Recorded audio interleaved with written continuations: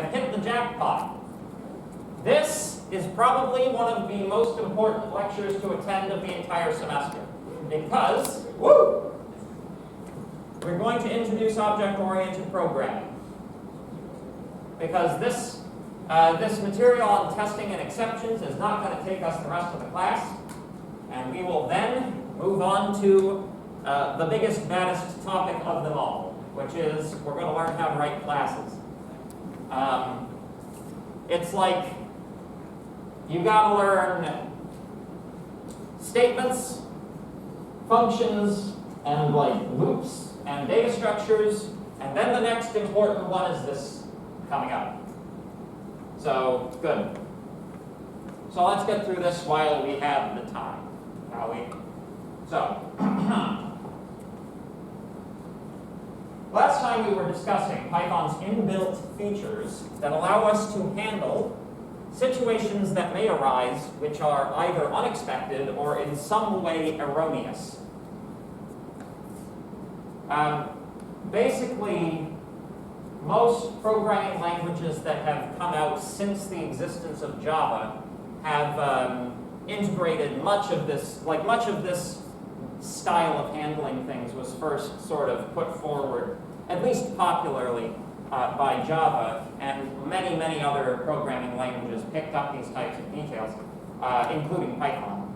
So, in Python, we have exceptions. Exceptions cause the halt of the program if they are not handled by an exception handler. It's actually kind of interesting. You guys remember me talking about the function call stack, right? What an exception triggers is it triggers the program to continue to pop things off of the function call stack until it hits something that handles the exception, right? So we actually call that unwinding the call stack, right? So anyway, we shall discuss some tools for the practical handling of exceptions. First, you won't necessarily need to do this a lot, but if you want to create an exception, you use the raise keyword. Not raises, just raise. To handle an exception, you place that exception, you place the code which might cause the exception inside what's called a try block.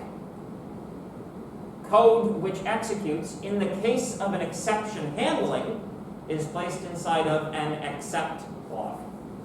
That's except, not accept. So, we've already done this example. So here we go. Try, except. You can also specify which types of errors the except block will handle here. But if you leave it blank, it'll handle all of them. In the current version, is that still true? Yeah, but you shouldn't leave it blank ever, because it handles interrupts too. So always do except exception. Interesting. Okay. So for technical reasons related to things that are beyond the scope of this course, you should accept exception instead of leaving this blank. But for practical purposes, and when you're doing assignments or stuff, probably leaving it blank will still work. But at any rate, let us try this out.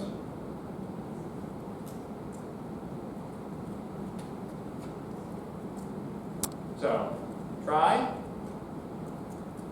input. Say x is equal to int input.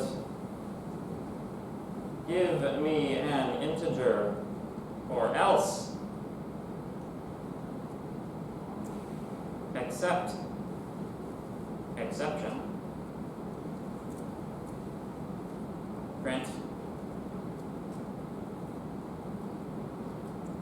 That wasn't an integer, not even a little bit. So, give me an integer or else. No. That wasn't even an integer, not even a little bit. So, there we go. So, this is following on from an example that we did last time in class. The last time I sassed the computer, the computer produced a value error because I was attempting to perform integer conversion on a thing which was not an integer, right? The word no. This time, when I enter the word no, right, the string accepted by the input function would be no, right? Rather than flunk out on that exception, it executes whatever is inside of the except clause instead, which is to print something sassy back. Cool? This isn't that difficult, right? This is pretty easy, you know? Hopefully. How many people are confuzzled? Okay, good. So, again, the code that might fail goes inside of the try block. You can actually use more than one except clause if you want to catch multiple types of errors, right? So, for example, if you have a piece of code that might fail out on a zero division error or an out of bounds error, and that would have to be quite the statement, but you know, you could have individual except clauses for both of those cases, right? Good. So, you can raise exceptions in your code if it enters a situation your code isn't intended to handle. So, we consider the example of the find first even function. Returns first even number in list L, raises value error if no even number exists in L. So we just for loop over that, checking to see if we have something which mod 2 is equal to 0, and if so, returning it. And if we manage to make it to the end of that loop without having found anything that's even, we raise a value error. Raise value error. It's very simple. That just creates the error. And I think I did this last time in class, but raise value error. And there you go. If you give it an argument which is a string, you can even return a specific error message. So, value error. That's not valuable at all. Ta-da. And that is a bad joke. So, let's go through a few common types of exceptions and errors that you may be able to use to your advantage while Python programming. Probably you've seen a number of these already. Index error. When you try to access something outside of its normal bounds. This one you've probably seen a fair amount so far, so I won't dwell on it. We all know what it does. Type error. When a function or operator is applied to an object of an inappropriate type. So, for example, if we have a list, +3 does not concatenate 3 to the end of the list. It would if you put square braces around it and turned it into a list itself, right? But this is just like +3 does not make any gosh darn sense in the context of a list, right? So that's a type error. A value error, which we've seen a fair amount, when a function or operator is applied to an object of the right type, but it's otherwise inappropriate. So the reason you get a value error when that integer conversion fails, string is the correct type of thing to put in there, right? So it's not a type error. It works otherwise if the string contains numeric characters, right? It's a value error because the value of the characters is not what that function wants or expects. Make sense? Good. Not implemented error. I don't know, has Mark removed all the not implemented errors out of the assignments? Yeah. Okay. So if you want to just kind of leave a tag inside of your code that says, I haven't done this bit yet, but I'm getting to it. Here, if you try to use this, I'm going to cause an error because this code shouldn't be used yet. But otherwise, this will make it so that it's syntactically complete. You can use a not implemented error. Recursion errors occur when the recursive depth of the function, if your maximum recursion depth has been exceeded, i.e. having blown out the call stack. Runtime error, some error occurred that isn't classified elsewhere. You know, could be like an operating system thing, like you requested memory and the operating system had no memory left to give you. That could be an example. Doesn't often happen these days, you know, but still exists. It's still out there. And of course, zero division error. In mathematics, we know that if you take anything and you divide by 0, you get infinity. But in computers, you break the computer. So that's just how things work.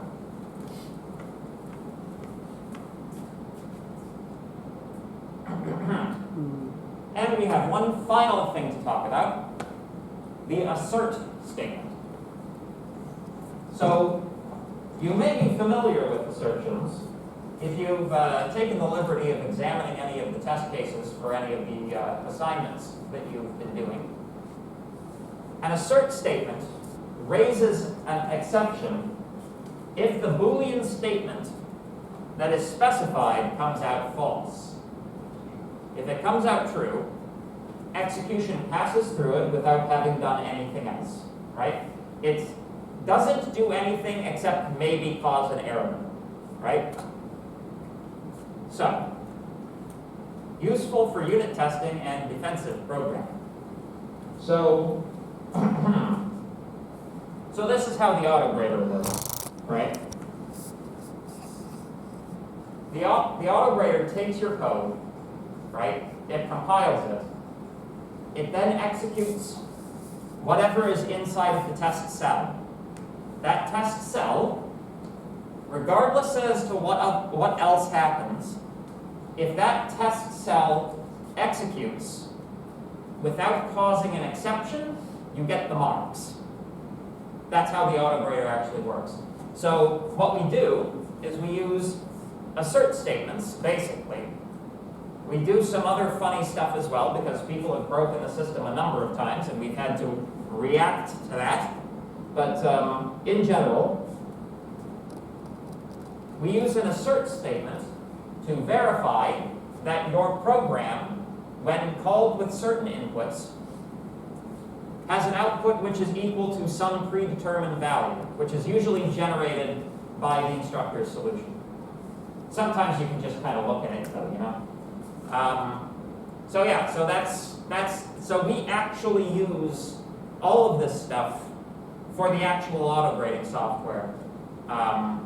So, you know, it's useful. Any questions about any of that before we move on? Yes, sir?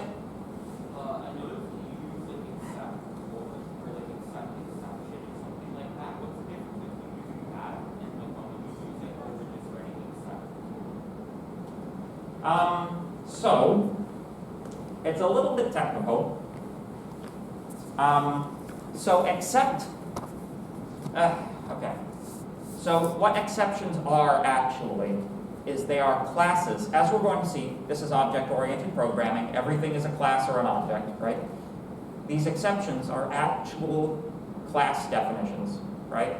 So if you, as we're going to see, all of these types of errors that we've discussed so far they're all inheriting from, and we're going to talk about what that means. They all inherit from one base class called exception, right? So by saying except exception, you are catching all types of exceptions by referring to the base class rather than a particular derived class, right? So if you leave it blank, it catches more than just the exceptions that are built into Python. It'll also catch system exceptions like interrupts. Does that make sense? Yeah, so like, is there any exceptions that we have to worry about that would not be defined in non? Oh yeah, sure. What about, for example,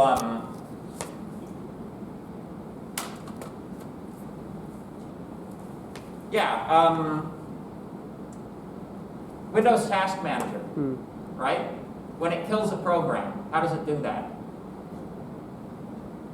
It sends a kill signal, right? That kill signal, and like signals are kind of, like this is a thing that we would talk about in like a C programming course, right? Like your operating system maintains an ability to talk to various programs inside of it using a set series of signals. They're called signals. And you can write signal handlers as well, but that's kind of it's a different gutsy sort of architectural thing that we're talking about. It's not like this is beyond the scope of this course, so don't worry about writing any of this down. But yeah, like if you have a program running in terminal and you Control-C to kill the program, that sends a particular type of kill signal to that program. You can actually write a program to handle that specific signal, right? And you can actually write a program that can ignore those specific types of signals. You can write an unkillable program by handling any attempt to kill the program, right? Basically, if the thing that handles the attempt to kill the program resets up the thing that attempts to handle the killing of the program, then you can hammer that button as much as you want. That program isn't going anywhere, right? The only thing that can kill it is if you reset your computer. And if you teach the program to write itself into the startup programs, then you truly will never be able to kill that program.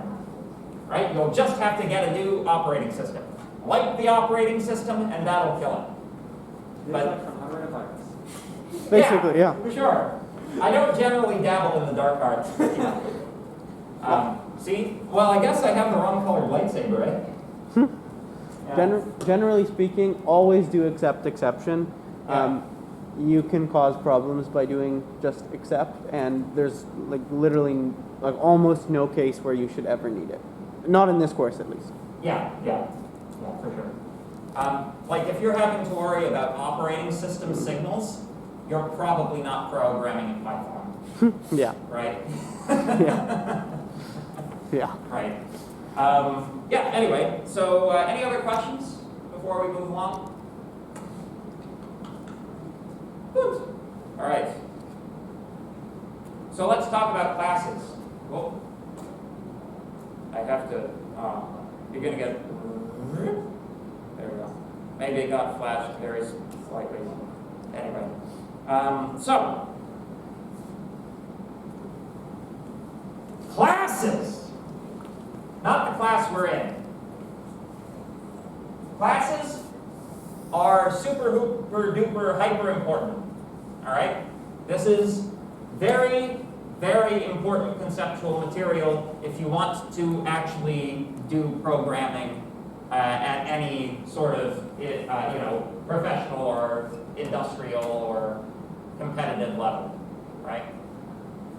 So let's talk about abstractions.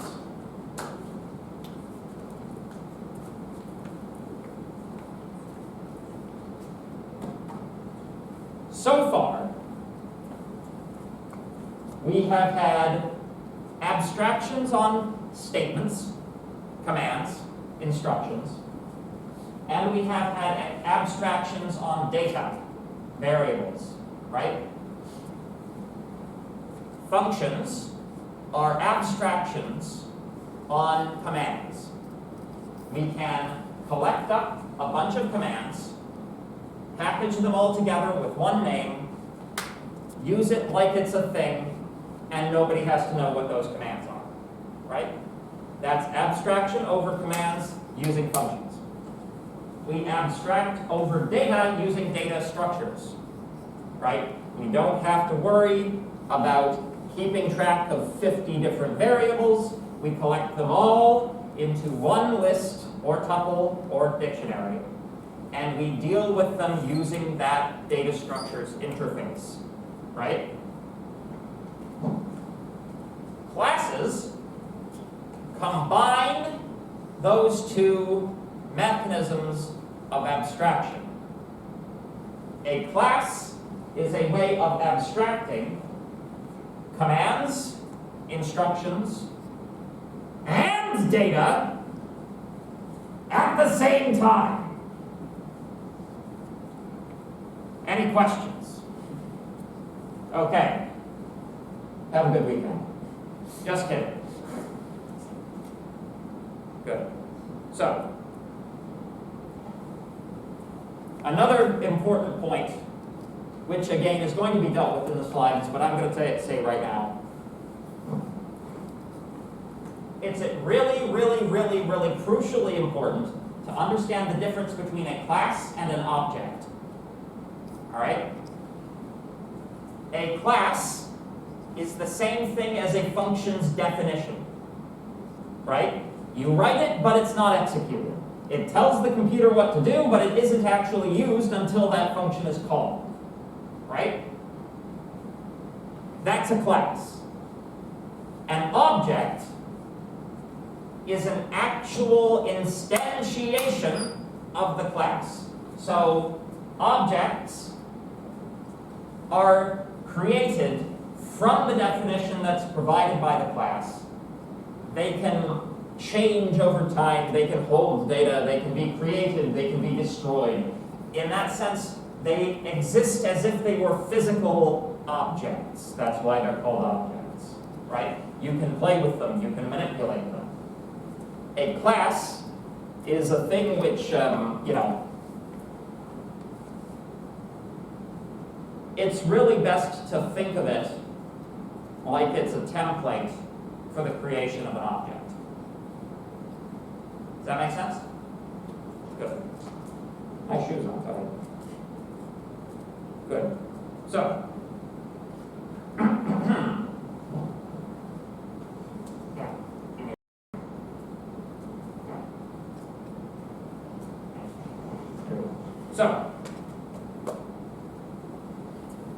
previously, on 10 minutes ago in this class, we went through a whole bunch of different error types. Assertion error, index error, not implemented error, recursion error, runtime error, type error, value error, zero division error. What if none of these pre-existing types of exceptions is right for you in your situation? Could we perhaps maybe create our own? Yes, we can. So, one thing that you can do is you can use the base class of exception with your own custom error message. And that's one way that you can write custom error messages to your program, right? That's one way you can do it. Exception, my own error message. This is a deeply suboptimal solution. You can't actually use this with a try except block to catch just this type of exception because this is the base class of all types of exceptions. So if you wanted to write except my special error, this is not how you do it, right? This is just printing a special error message. So what do? We create, like Dr. Frankenstein in the 17th century, our own type of exception. Class, my error, inherits from exception. Pass. We're going to get to that. Pass means do nothing, right? At this point, all we're interested in doing is creating another class that has a different name, but all of the same contents as exception. So this is what inheritance means, right? What inheritance does is it says, I have a class that already exists. I want to pull all of the interesting, juicy little details out of that class, use it in my new class, maybe even modify a few of them, but I want to start with that as a base, right? That's what inheritance allows you to do. Inheritance is a very, very, very, very, very, very, very important concept when it comes to object-oriented programming. So, having defined the class, the new class, myError, you may then raise myError. You don't have to use any of the pre-built ones. When you get when you execute that, the trace back that you get, underscore, underscore, main, underscore, underscore, dot myError. Anybody want to take a stab at why this is here? Not you. I'm pretty sure that's like, it's like underscore, underscore, init, underscore, underscore. It's a similar kind of thing to that. I don't know the actual name for what it is. Mm-hmm. So, it has to do with how this class, this new class that's been created, where it has been bound, right? So, essentially, everything inside of main implicitly is inside of main in this manner, right? So when you create a new class, that new class is also inside of main. So dot syntax means this is the thing that contains that, right? We're going to get into dot syntax. Am I blowing your brains apart? Yeah, good. Awesome. So that is motivation number one.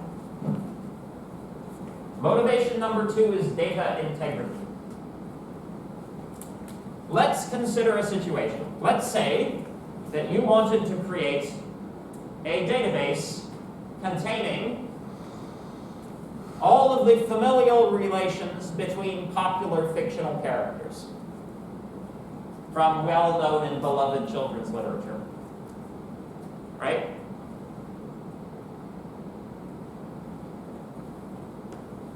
One way that you would approach this, if you didn't know that classes existed, you might use dictionaries. Dictionaries wouldn't be a bad solution, right? If you didn't know that classes exist. So let's say we have, a list of names of people. We have a name field for all of these people. We have a children field pointing to a list for all of these people. References to some of these people and other people's children's things, right? Spouse can point to other people's other dictionaries, so we've got all these links going along all through all of this complicated data structure, right? Make sense? Not like you could work with it this way. Here's a question. What if you make a spelling mistake in like children? In like this one, right? You don't notice it. So you're like typing along, writing programs for things of this structure, assuming that each one of them has name, children, spouse as fields. One of them doesn't because it's misspelled. What happens?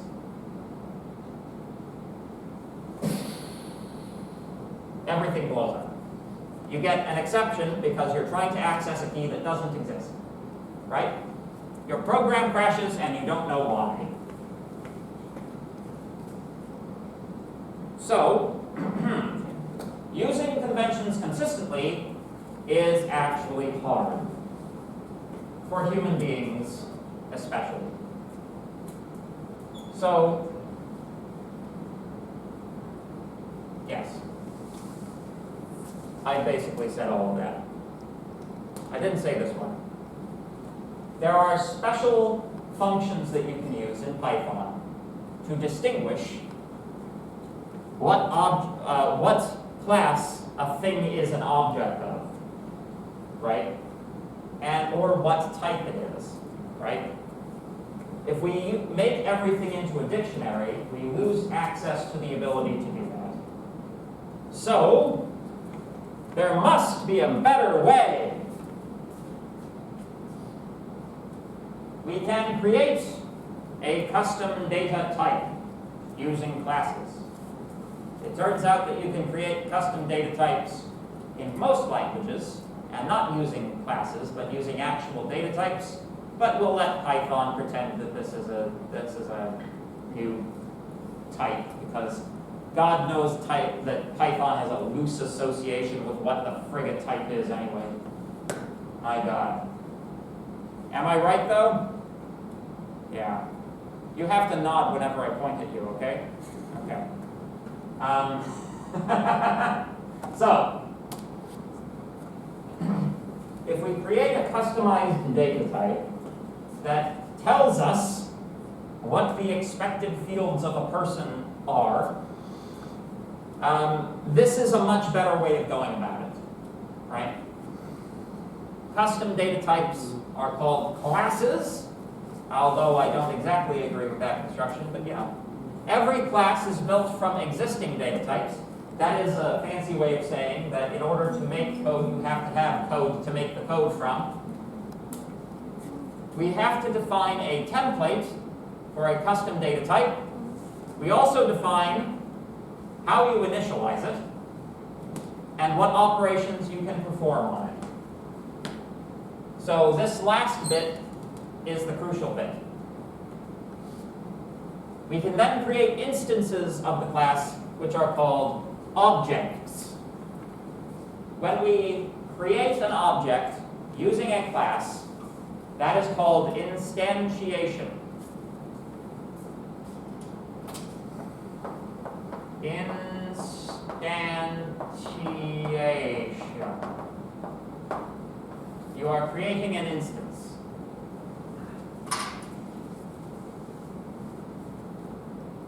So, consider the following class.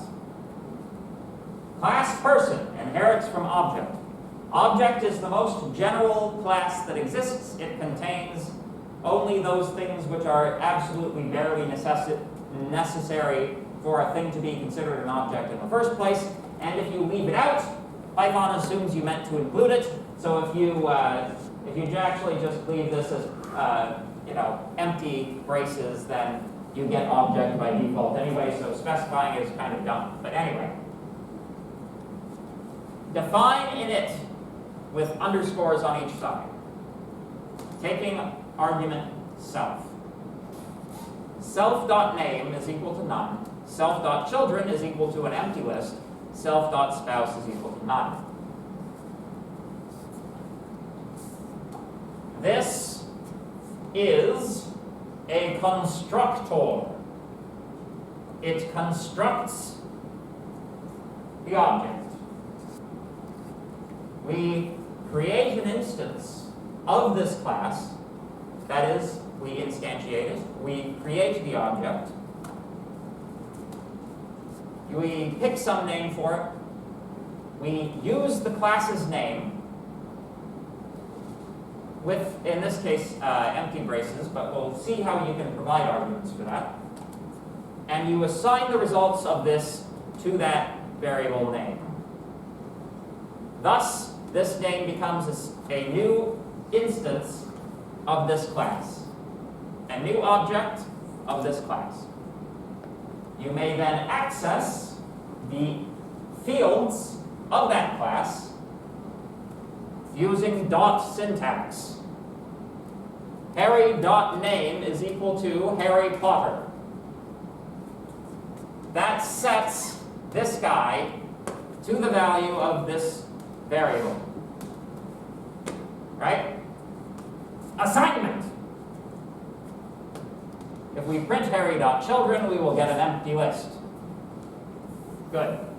So, to define, oh, yes, question. So it's almost like a key in the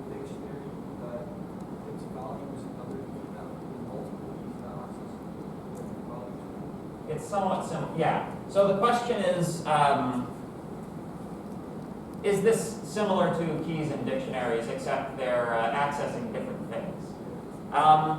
It's more general than that. But at the same time, less general. It's kind of, it's like to the side of it. The correct way to think about these is variable names, right? That's like, but yes, it is somewhat similar to a dictionary, because, you know, if you have a dictionary that uses strings for all of its fields, like previously, right? Then yeah, basically this works very similarly to a dictionary. At this point, we're really not doing everything that we can do with classes yet, right? Because we're not using any methods other than the constructor, right? So, when the class is used to create an object, it runs its constructor. That is, it calls this just like it's a function, right? The first argument of all methods in classes in Python takes self as the first argument. It refers to the object wherein that function is contained. We're going to, if you don't understand that just yet, don't worry, we'll do lots of examples of it. Okay? Good. Are there any other questions at this point in time? Good. Yeah.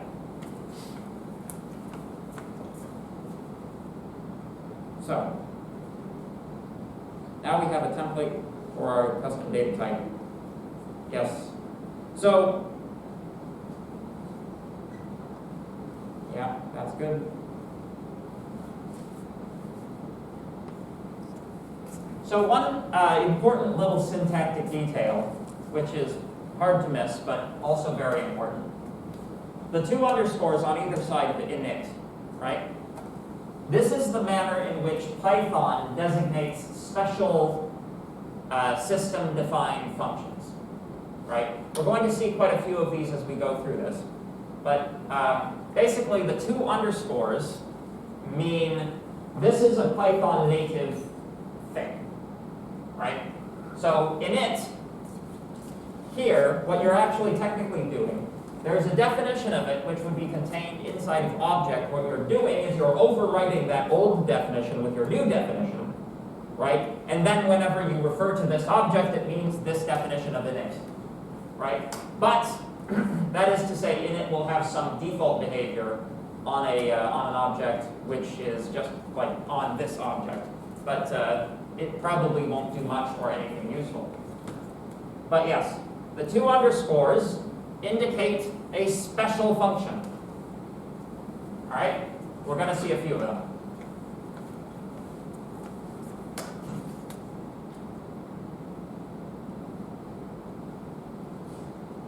Inside the initializer, we can define instance variables that are associated with each instance of the class.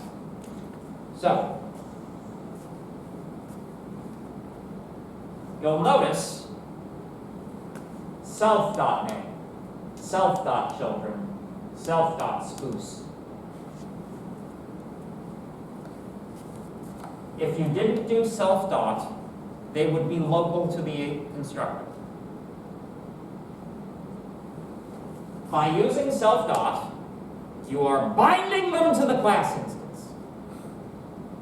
All right? Very, very important to know where your variables have been found. Like, hyper super important. This is a problem, like not realizing that you've made it local to the method instead of inside the class itself is like, I don't know, probably 30% of the questions we have to answer about the assignments that you do involving classes. You know, that might be an exaggeration, but I've made my point.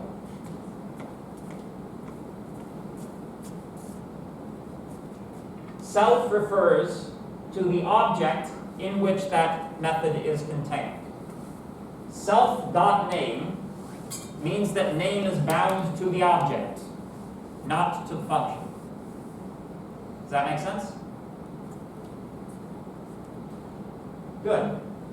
Any other questions? Any philosophical questions? No? Okay.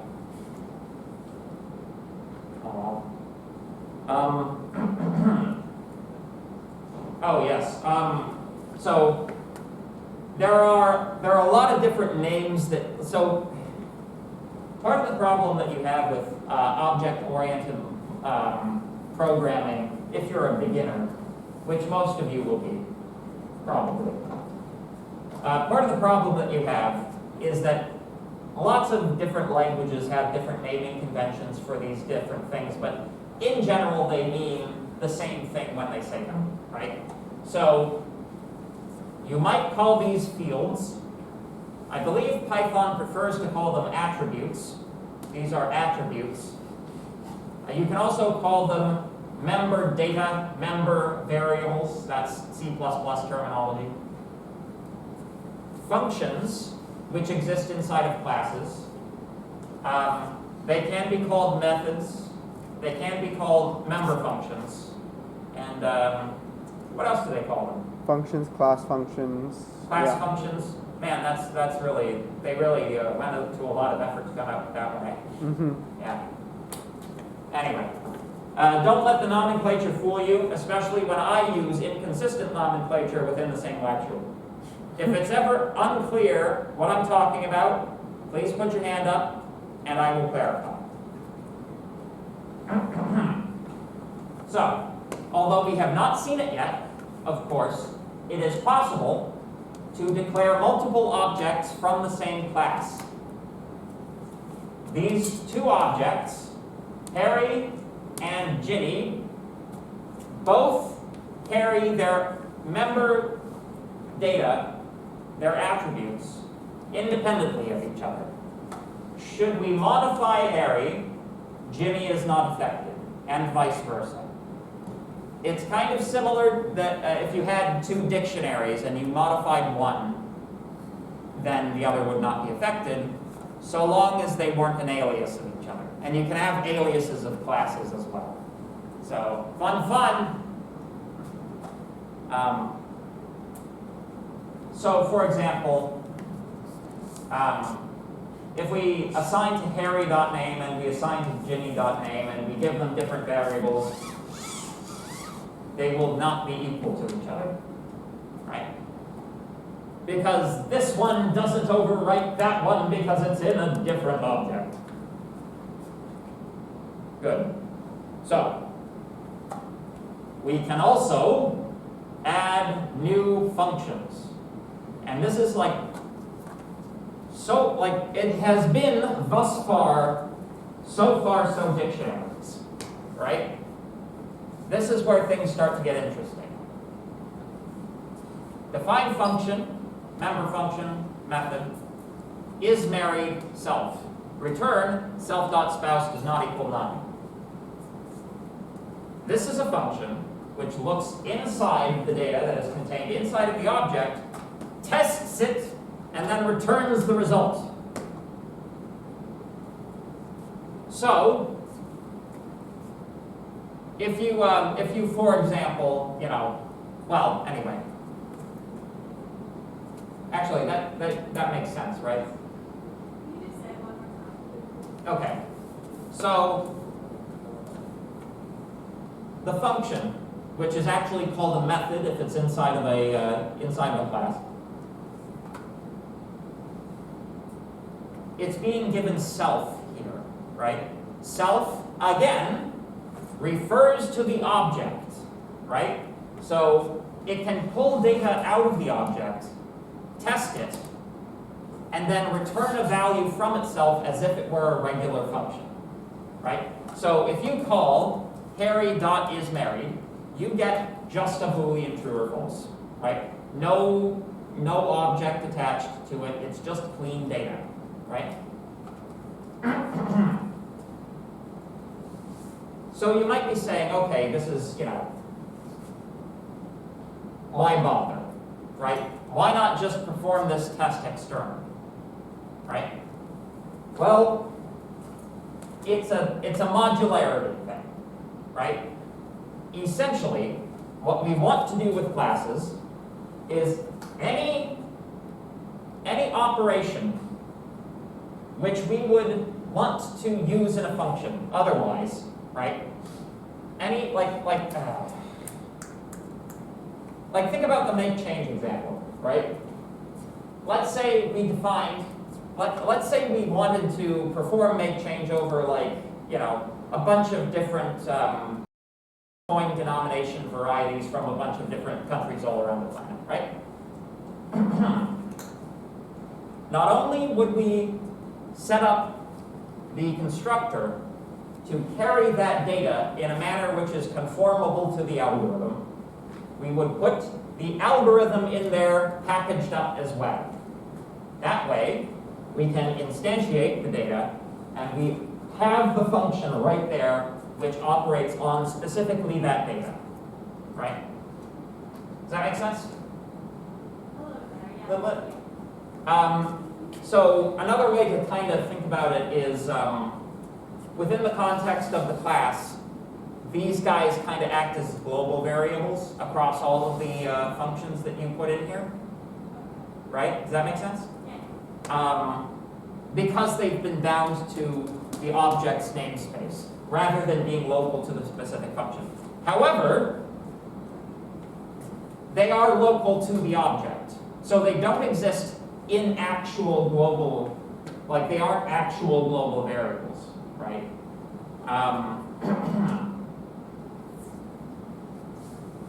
Yeah. Cool. Any other questions? Good.